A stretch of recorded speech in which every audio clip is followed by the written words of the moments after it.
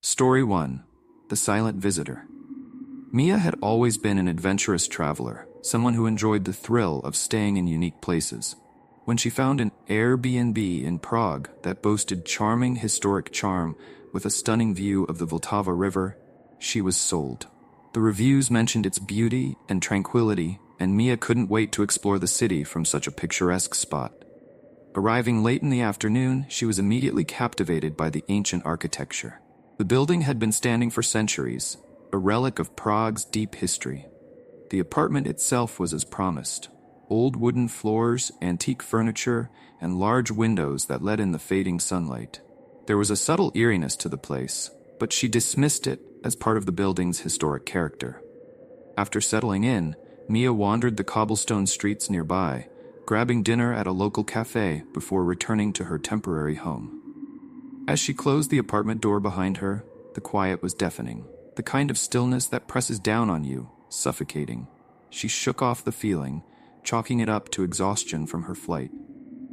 That night, she fell asleep easily, the bed surprisingly comfortable. But around midnight, she was jolted awake by a sound she couldn't immediately place. She held her breath, listening carefully. There it was again, a faint, deliberate knock. Her heart raced as she sat up, the darkness around her feeling thicker than usual. For a moment, she thought it must have been the wind, or maybe someone from the neighboring apartment. She laid back down, trying to calm her nerves, but the knocking persisted. This time, it was clearer, closer.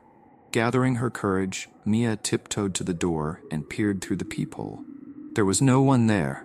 She stood frozen, staring out to the dimly lit hallway, hoping to catch some movement, some sign of explanation. Nothing. She returned to bed, forcing herself to sleep, but the unease lingered in the back of her mind. Tomorrow, she thought. She would talk to the host tomorrow. The next morning, Mia tried to shake off the strange occurrence from the night before. She spent the day sightseeing, immersing herself in Prague's stunning architecture and rich history. By the time she returned to the apartment, the sun had already set, casting long shadows through the streets. The city felt different at night, quieter, darker, and more sinister. She tried to relax, making herself tea and sitting by the window, watching as the streetlights flickered on below. But as the evening wore on, the unsettling feeling from the night before crept back in. Something felt wrong about the apartment. As the clock struck midnight, Mia's chest tightened with dread. She lay in bed, staring at the ceiling, refusing to fall asleep. It wasn't long before she heard it again, the soft, rhythmic knocking. 3 times, spaced out just enough to make her heart race. This time, Mia didn't stay in bed.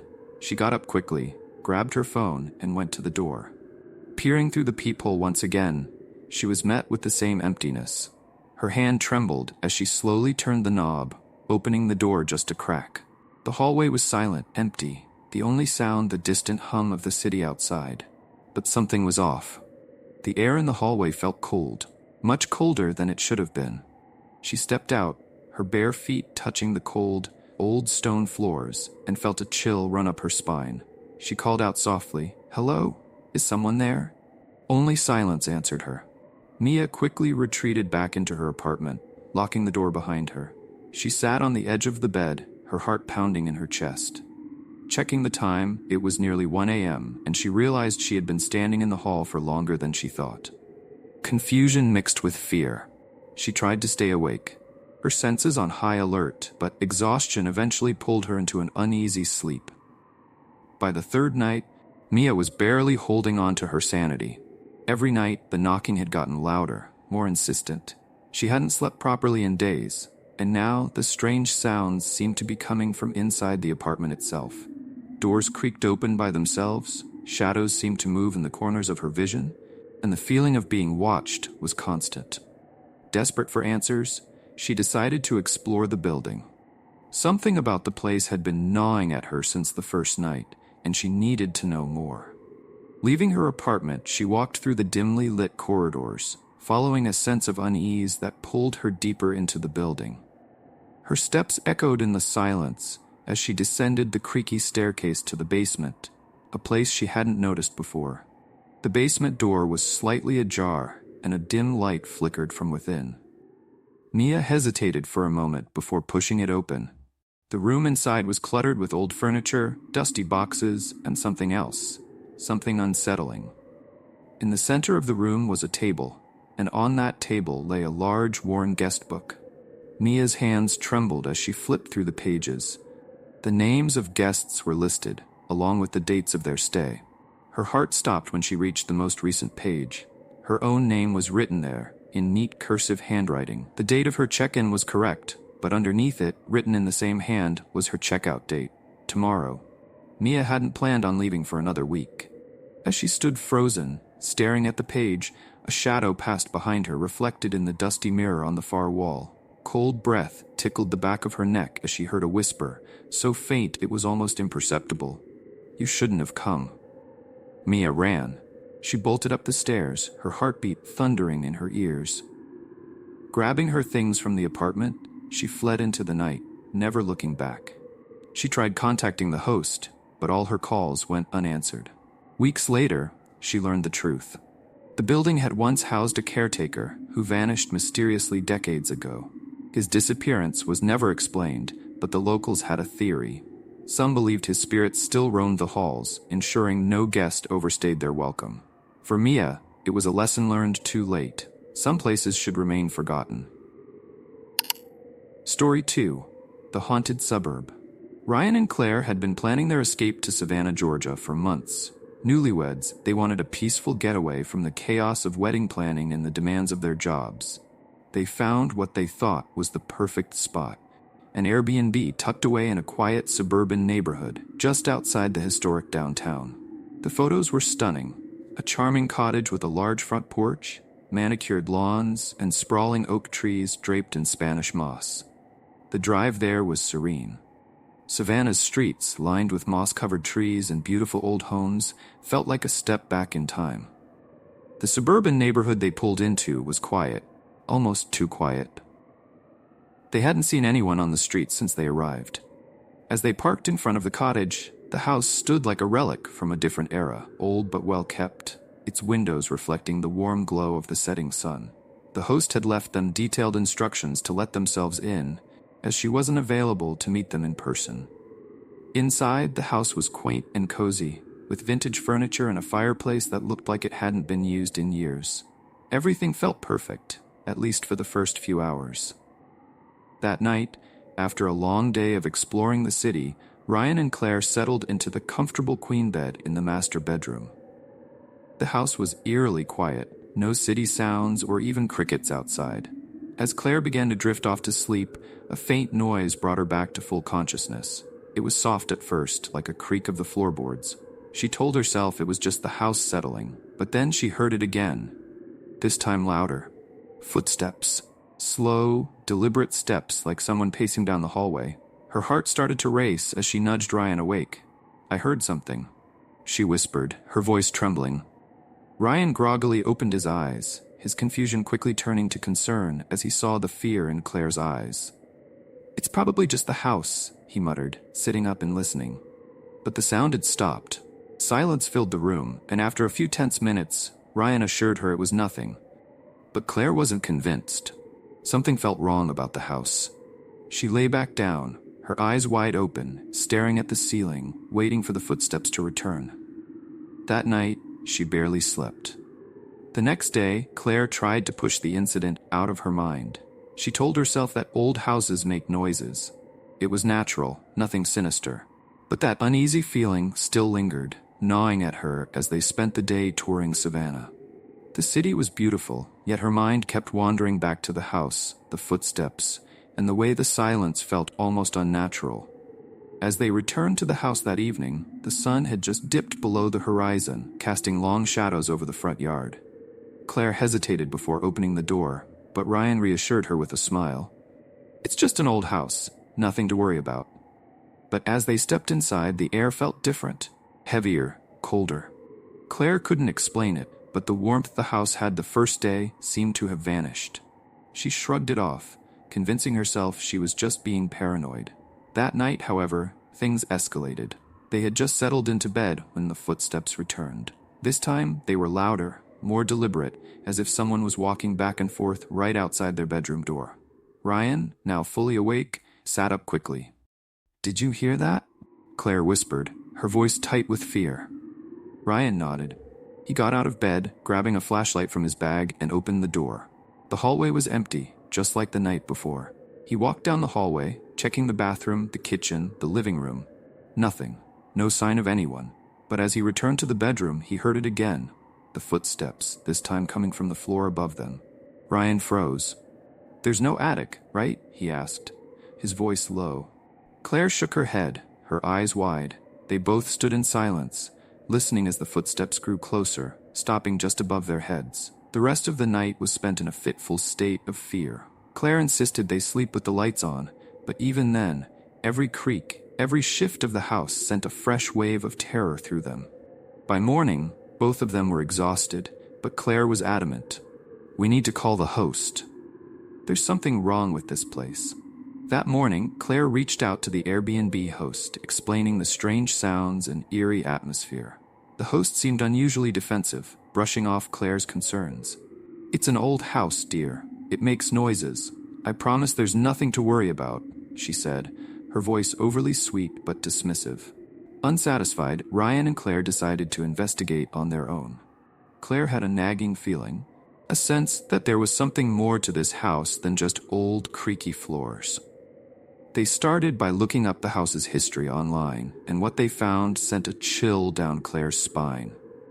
Years ago, the house had been the scene of a horrific event.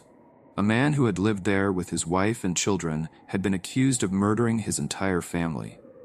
The house was sold after the tragedy, and while there were no confirmed hauntings, local legends spoke of strange happenings, footsteps at night, voices, and cold spots throughout the house. Ryan, always the skeptic, tried to laugh it off. "It's just a creepy old story," he said, but even he seemed unsettled by what they found.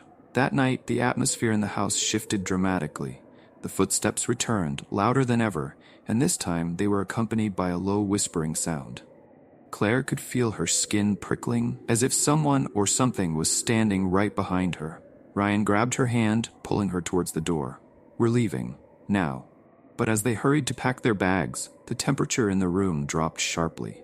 Their breath came out in visible puffs, and the whispering grew louder, more distinct. Claire froze, her eyes wide with terror as she realized the voice wasn't just a whisper anymore. It was saying something. "Get out." Suddenly, a loud crash echoed from upstairs, the sound of furniture being thrown, or maybe something much worse. Ryan and Claire didn't wait to find out. They bolted from the house, leaving everything behind.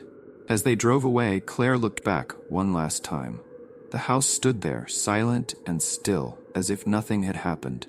When they finally stopped at a motel hours later, they received a message from the host. "I'm sorry you didn't enjoy your stay. I hope you come back sometime."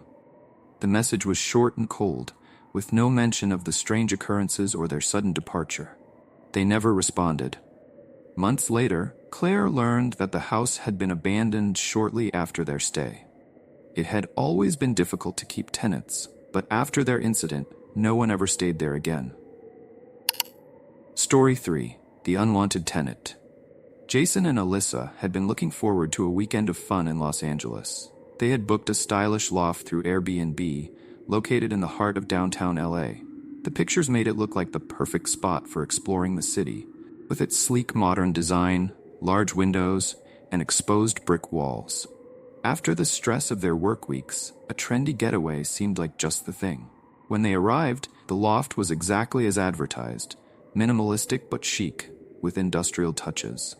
Jason loved the urban feel of the place, while Alyssa admired how open and airy it felt. The building itself was old but had been remodeled to fit the modern aesthetic. They couldn't wait to start their weekend in the city. After a day of sightseeing and dining at one of LA's famous food trucks, they returned to the loft late at night, exhausted but happy. As they began to unpack, Alyssa opened the closet to store her suitcase and noticed something unusual. Tucked away in the corner was an old, dusty wooden box, completely out of place among the modern decor. Curiosity got the better of her. She pulled the box out and placed it on the bed. Jason, already lounging on the couch, raised an eyebrow. "What's that?" "I don't know," Alyssa said, opening the lid slowly. Inside were several faded photographs, a bundle of letters tied with a ribbon, and a worn journal. It looks like someone's old stuff. Flipping through the photos, Alyssa noticed they were all of a woman, pale, with long dark hair and a haunting expression. Her eyes seemed distant, as if something heavy weighed on her mind. The letters were addressed to someone named Sarah, and as Alyssa opened the journal, she realized it had belonged to the same woman. At first, the entries were mundane descriptions of daily life, thoughts about the city. But as Alyssa read further, the tone shifted. Sarah wrote about feeling uneasy in the loft, hearing strange noises at night, and seeing shadows that didn't belong. The final entry was chilling. "He's here. I don't know what to do. He won't leave. I can't escape." Alyssa felt a shiver run down her spine. She showed the journal to Jason, who brushed it off as someone's creative writing. "It's probably just some writer's notes. LA is full of aspiring screenwriters. I'm sure it's nothing." But Alyssa wasn't convinced. Something about the journal felt real. Too real. The first night, they tried to forget about the journal and get some sleep. But Alyssa couldn't shake the feeling that they weren't alone. Around 2 a.m. she woke up suddenly, her heart pounding in her chest. At first, she didn't know what had startled her awake. Then she heard it. A soft creaking sound coming from the kitchen. She nudged Jason. "Do you hear that?" Jason groaned, half asleep. "It's an old building, Alyssa. Buildings make noises." But Alyssa knew it was more than that. She got up quietly and walked toward the kitchen. The loft was pitch black, except for the faint glow of the city lights filtering through the curtains. As she reached the kitchen, she felt a cold draft, though the windows were all closed. Her skin prickled with unease. And then she saw it.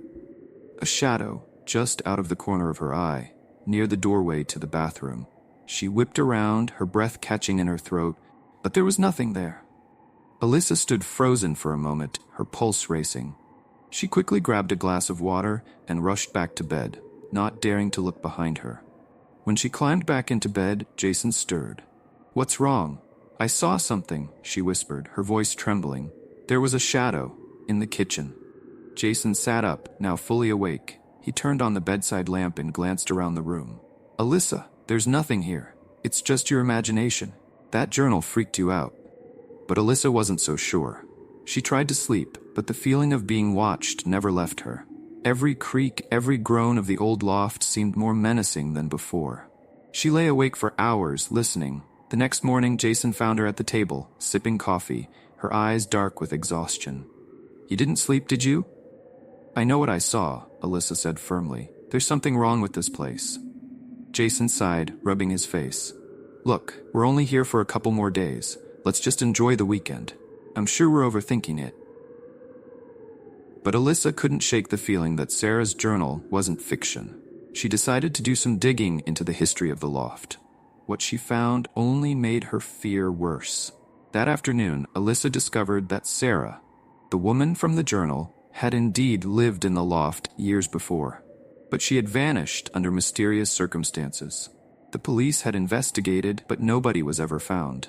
The case went cold, and the loft was eventually rented out again. Alyssa's hands trembled as she read the old news article. Sarah's disappearance wasn't just a story. It had really happened, and now she couldn't help but wonder if the strange events in the loft were connected to her. That night, as they lay in bed, the atmosphere felt suffocating. The air was thick, and even Jason seemed uneasy. The loft had grown colder, and the usual city noises outside seemed distant, muffled, as if they were in another world. Around midnight, Alyssa heard it again, the creak of floorboards, the faint sound of something dragging across the floor. She clutched Jason's arm, her body rigid with fear. "Jason, wake up!" Jason groaned, but quickly sat up when he heard the sound too. "What the hell is that?" he whispered. Before Alyssa could respond, a cold gust of air swept through the room, and the door to the bathroom slammed shut. Jason jumped out of bed, his heart pounding. "We're getting out of here." They scrambled to pack their things, but the noises grew louder. The sound of footsteps, dragging noises, and now a faint whisper. Alyssa froze in the middle of the room, her eyes wide with terror. "Do you hear that?" she whispered. Jason nodded, his face pale. "It's coming from the bathroom." The whispers were unintelligible, but they grew louder and more frantic, as if someone or something was trapped behind the door. Alyssa felt tears welling up in her eyes. "We need to leave. Now." As they grabbed their bags and headed for the door, Alyssa glanced back one last time. The shadow she had seen before was now standing in the corner of the room, watching them. A tall, dark figure, its features obscured by the darkness. She screamed, bolting out the door with Jason right behind her. They fled down the hall, out of the building, and didn't stop running until they reached their car. It wasn't until they were safely in the car, miles away from the loft, that they finally caught their breath. Alyssa turned to Jason, her voice shaky. "I told you something was wrong." Jason didn't argue this time. They never spoke about what they saw again. Days later, Alyssa received an email from Airbnb. It was from the host. "I see you left in a hurry. People usually do. Sarah doesn't like new tenants.